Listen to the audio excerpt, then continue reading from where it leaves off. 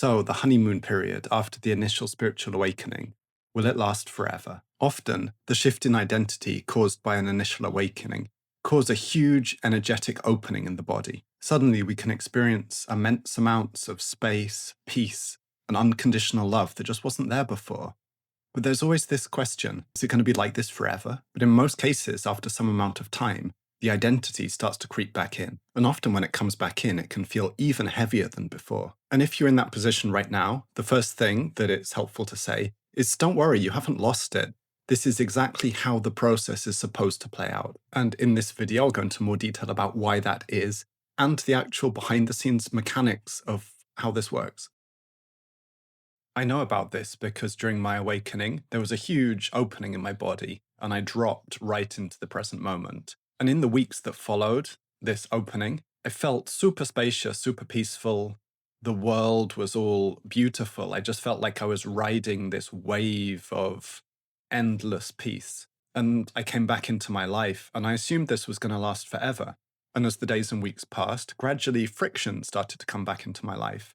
I experienced a lot of frustration and anger and shame and all of these emotions, which I really didn't want to feel.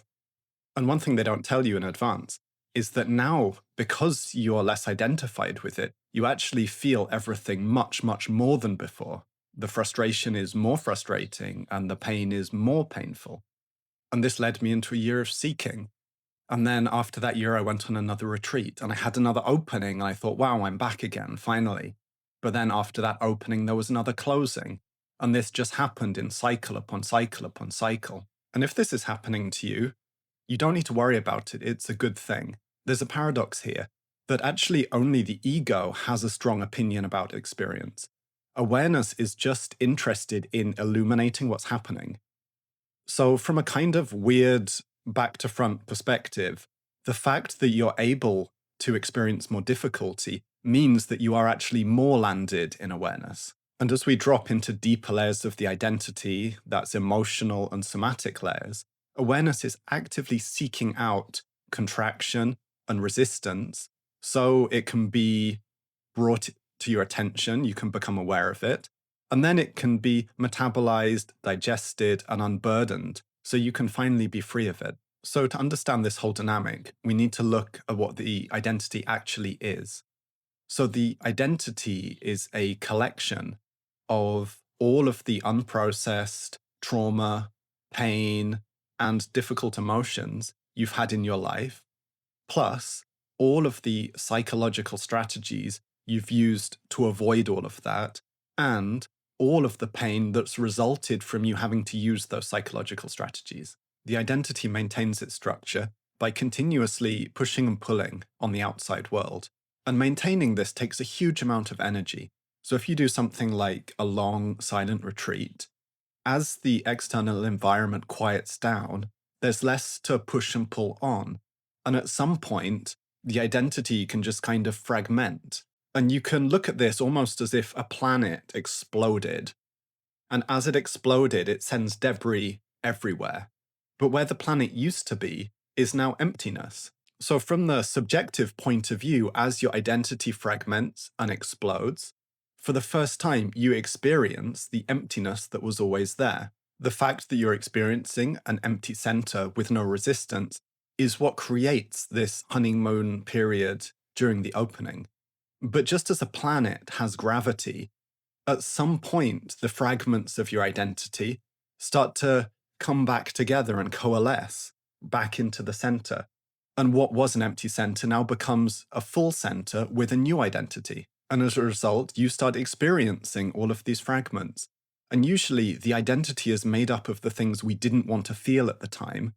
And so it's usually what we consider the more difficult emotions, things like shame, fear, anger, sadness, disconnection, lostness, loneliness. And so as these come back, this is what you start to experience. But now, in order to protect you from feeling these things, the identity plays a trick. It builds a new identity of the awakened person or the enlightened person, the no-self identity. And essentially, this is a clever sleight of hand. What it does is it takes a snapshot, click, of the emptiness, and it remembers that, and then it says, well, that's me. I'm the emptiness. Click. The thing is that now you've identified with a snapshot of the past, which means that you're not actually experiencing emptiness now. What you're experiencing now is a lot of difficult emotions that you don't want to feel. So the identity is co-opting an image of awareness in order to protect you from having to experience the pain of being a mortal, frail, embodied human right now. It's genius, but it's also a trap. So there's a way you can verify this right now. Awareness itself doesn't preference one experience over another experience. From that perspective, it doesn't matter if you're having the most mind-blowing, mystical, out-of-body experience, or if you're having an argument with the guy in the drive-thru. From the perspective of awareness, it's just revealing what's happening to you in precise detail. So we can verify this right now. Just bring your attention to what's happening in this moment. If you're having a good experience, the only reason you know that is because you're aware of it. Or equally, if you're having a bad experience right now, the only reason you know that is also because you're aware of it.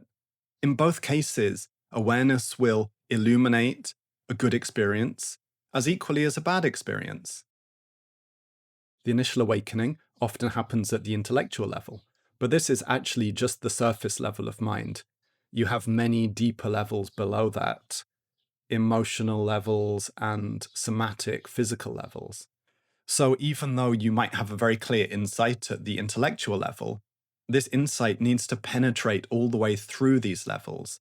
And because they're dense and physical, that can be quite heavy. So it can be possible to stay at this level of just pure mental clarity. And in some ways that can be spacious, but at the same time, this is a freedom from your life, rather than a freedom to live fully in your life.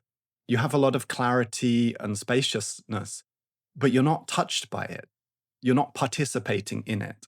So if you're currently experiencing this kind of a honeymoon period after opening, enjoy it. But you need to know that within conditional existence, what goes up must come down, what opens must close. And what matters isn't what you realize then, it's what you realize now. If it's beautiful, it's beautiful. And if it's shit, it's shit. But in both cases, you're aware of it, and that's all that actually matters. So I hope you enjoyed this video. And if you're going through this right now, let me know in the comments. I'm sure it would be helpful for other people also to see that they're not alone in this. Anyway, see you next time.